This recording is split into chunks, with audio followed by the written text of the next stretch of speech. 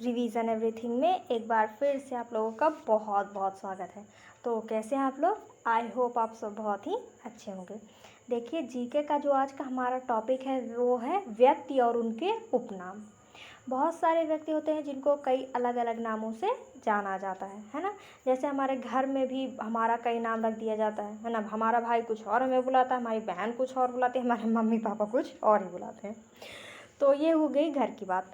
लेकिन जो बड़े लोग होते हैं, जिनके कार्य बहुत अच्छे होते हैं, जो महान व्यक्ति होते हैं, उनके भी बहुत सारे अलग अलग नाम होते हैं जो उनके कामों की वजह से उनको दिए जाते हैं। और ऐसा एग्ज़ाम्स में भी पूछ लिया जाता है कि कोई नाम दे दिया गया और पूछा जाए कि बताइए इस नाम से किस व्यक्ति को जाना जाता है ना। तो उसी से रिलेटेड आज का हमारा टॉपिक है। आज हम देखेंगे इम्पॉर्टेंट व्यक्ति और उनके उपनाम। तो चलिए बिना टाइम वेस्ट किए शुरू करते हैं। जो हमारा सबसे पहला है वो है हमारा राष्ट्रपिता या फिर बापू। और ये हर छोटे छोटे बच्चे को पता है ना कि राष्ट्रपिता और बापू महात्मा गांधी जी को बोला जाता है।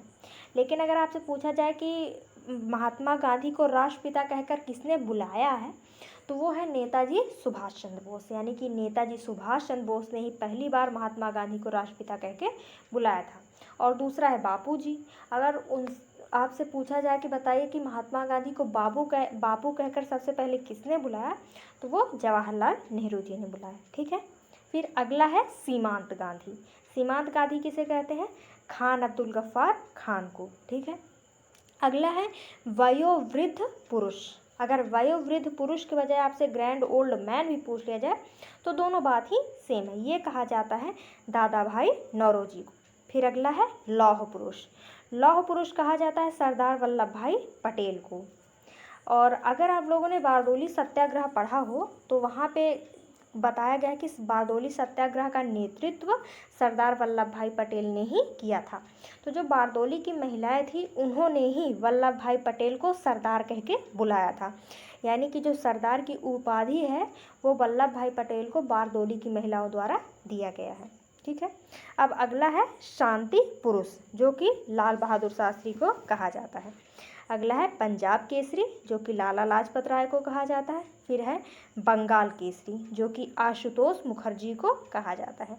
अगला है बिहार केसरी, जो कि डॉक्टर श्री कृष्ण सिंह को कहा जाता है। अगला है आंध्र केसरी, जो कि टी प्रकाशन को कहा जाता है। फिर है बंग बंधु, जो कि शेख मुजीबुर रहमान को कहा जाता है।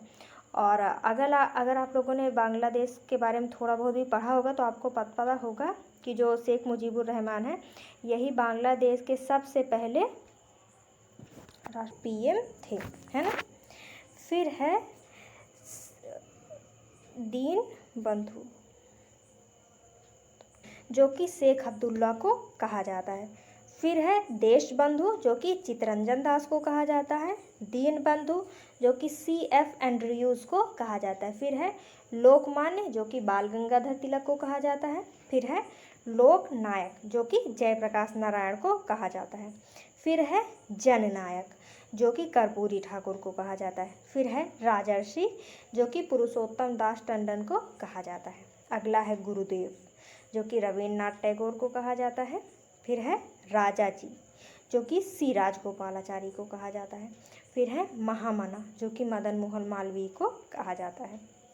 फिर अगला है अंकल हो, जो कि हो ची मिन्ह को कहा जाता है। अगला है बिहार विभूति, जो कि अनुग्रह नारायण सिन्हा को बोला जाता है। अगला है देश रत्न, जो कि डॉक्टर राजेंद्र प्रसाद को कहा जाता है। फिर है कश्मीर का अकबर, जो कि जैनुलाब्दीन को कहा जाता है। फिर है नेताजी, जो कि सुभाष चंद्र बोस को कहा जाता है।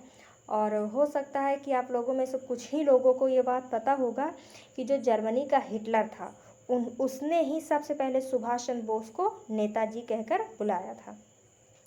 फिर है चाचा, जो कि जवाहरलाल नेहरू को कहा जाता है। और जवाहरलाल नेहरू जी के ही जन्मदिन पर बाल दिवस मनाया जाता है, क्योंकि ऐसा कहा जाता है कि जो जवाहरलाल नेहरू थे उनको बच्चों से बहुत ज़्यादा लगाव था और इसीलिए उन्होंने ही कहा था कि मेरे जन्मदिन को बाल दिवस के रूप में मनाया जाए। फिर है शहीद आजम, जो कि भगत सिंह को कहा जाता है। फिर है माता वसंत, जो कि एनी बेसेंट को कहा जाता है। और एनी बेसेंट के बारे में आप लोग एक बात और याद रखिएगा कि ये आयरलैंड की थी और जो भारतीय राष्ट्रीय कांग्रेस था इसकी पहली महिला अध्यक्ष एनी बेसेंट थी। लेकिन वहीं अगर आपसे पूछा जाए कि भारतीय महिला, तो सरोजनी नायडू जी थी। इन दोनों के बारे में याद रखिएगा, क्योंकि अगर आपसे पूछा जाए कि पहली महिला, फोर्स करके कि पहली महिला, तो वो एनी बेसेंट जी थी। लेकिन पहली भारतीय महिला अगर पूछा जाए तो सरोजनी नायडू जी थी। ठीक है, फिर अगला है भारत कोकिला, जो कि सरोजनी नायडू को कहा जाता है। फिर है स्वर कोकिला, जो कि लता मंगेशकर को कहा जाता है। देखिए इन दोनों में बहुत सारा कन्फ्यूज़न होता है, और बचपन में हम खुद भी, बचपन में क्या, जब पढ़ रहे थे तब, मतलब अभी पढ़ते हैं लेकिन पहले जब क्लियर नहीं था तब बहुत ज़्यादा कन्फ्यूज़न थी। क्योंकि देखिए हमने पढ़ा था स्वर कोकिला लता मंगेशकर जी के बारे में, ठीक है, और क्वेश्चन था भारत कोकिला, और आंसर क्या आया, सरोजनी नायडू। और हम इस बात के लिए कंफ्यूज थे कि बताइए हमने पढ़ा है लता मंगेशकर और सरोजनी नायडू क्यों दिया गया है, क्योंकि हमने ठीक से पढ़ा ही नहीं था। तो यहाँ पे ध्यान रखिएगा, अगर भारत कोकिला कह के बुलाया जाए तो वो सरोजनी नायडू जी हैं, लेकिन अगर बोला जाए स्वर कोकिला तो लता मंगेशकर जी को कहा जाता है, क्योंकि आप लोगों को पता है कि लता मंगेशकर जी एक अच्छी खासी गायिका हैं, है ना। तो स्वर की बात की जाए, स्वर कोकिला, तो लता मंगेशकर जी हैं, और भारत कोकिला की बात की जाए तो वो सरोजनी नायडू जी हैं। ओके, तो ये कुछ हमारे व्यक्ति और उनके उपनाम थे। इसका एक सेकंड पार्ट भी हम लेके आएंगे, उसमें भी इम्पॉर्टेंट चीज़ें ही होंगी व्यक्ति और उनके उपनाम के बारे में। तो आई होप कि आपको वीडियो पसंद आएगी और आपको फ्यूचर में एग्ज़ाम्स में हेल्प करेगी। तो मिलते हैं नेक्स्ट वीडियो में। Thank you.